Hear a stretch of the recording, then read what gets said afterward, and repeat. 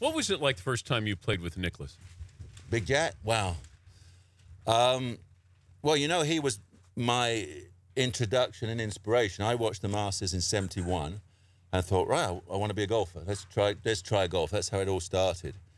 And the first time I played with him, do you know, would have been that Ryder Cup.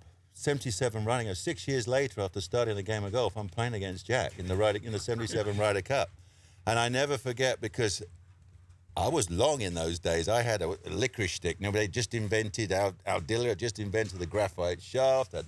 And I hit this thing out there at the 4th hole, and I'd driven it.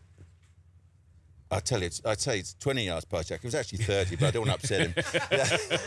I was 20 yards past Jack, and I'm standing there looking forward at the green, thinking, don't look back. And I could feel his eyes burning in the back of my neck. And I'm like, Jack's looking at me.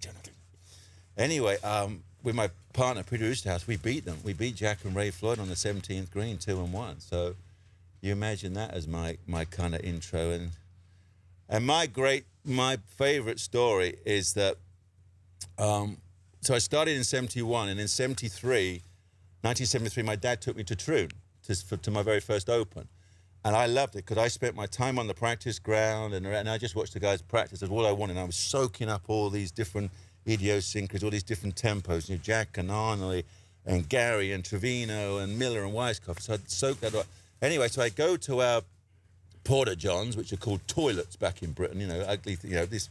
And Jack jumps over the fence, right from the hotel. He's staying at the Royal, the hotel, jumps over the fence to get to the range to avoid the crowd.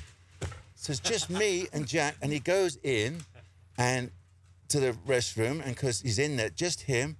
And I stood out there in shock, and he comes out, and I didn't shake his hand, and I disappeared, and because I'm 16, so what do? So I go in there, and what does a 16-year-old boy do? I whittled everywhere, all the way around, to say I've whittled where Jack Nicklaus has whittled. So I tell Jack this story now, 40 years later, and he's always going, what is whittling? What on earth is a whittle? So that was my first intro to Jack, you know, so that was pretty cool. And you somehow got knighted with stories like this in your background. Yeah, they didn't hear that bit, yeah. The Dan Patrick Show, weekday mornings on Audience.